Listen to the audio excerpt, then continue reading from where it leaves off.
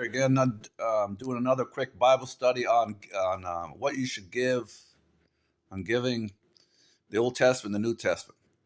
Now, in the Old Testament, God was God, or he still is, but they only had a mediator, Moses, and then the judges, prophets, until Christ. But that was a nation, and all they paid was 10% of everything they made. Okay, there was another 10% every 3 years, I think it was, or to help the poor or something, and then every year another 10%. That was for the Feast of Tabernacles to go, like a vacation money, right? For the Feast of Tabernacles, it was a week long. But either way, they just paid 10%, right? Again, 10%, that was it. 10% other than that was basically vacation money, if you will, and every 3 years or something for the poor. So it's basically 10%, right? Today you got so much taxes you can't even keep up with, if so much of it.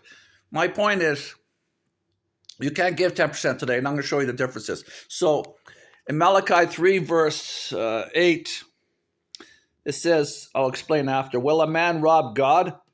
Yet you are robbing me, talking to the Israelites. But you say, how are we robbing you? In your tithes and offerings. So God is saying in the Old Testament, all they had to pay was 10% to Israelites to the priesthood. And even that they were cheating. Mankind always cheats when it comes to money. That's very hard for them not to do.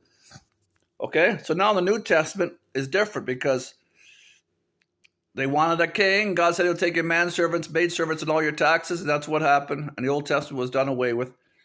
So they're paying so much taxes now. So now what does it say in the New Testament? It's a New Testament, a new agreement, right? It says, give what you can and be happy about it. So it says here in 9 verse 7, 2 Corinthians 9 verse 7. 2 Corinthians chapter 9 verse 7.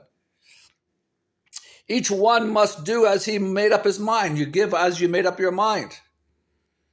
Not reluctantly or under compulsion, forced, for God loves a cheerful giver. So here in the New Testament now, I just explained, no tithing system. You're paying so many taxes because they wanted kings and queens, and that's what they got. So they're paying so much more, they can't afford 10%. So therefore, for each one must do as he has made up your own mind. You made up in your own mind how much to give, not reluctantly or under compulsion being forced. For God loves a cheerful giver out of your own free will and being happy about it. So I just explained it. You can go over this video to rehash it. Okay? Have a good day. Bye.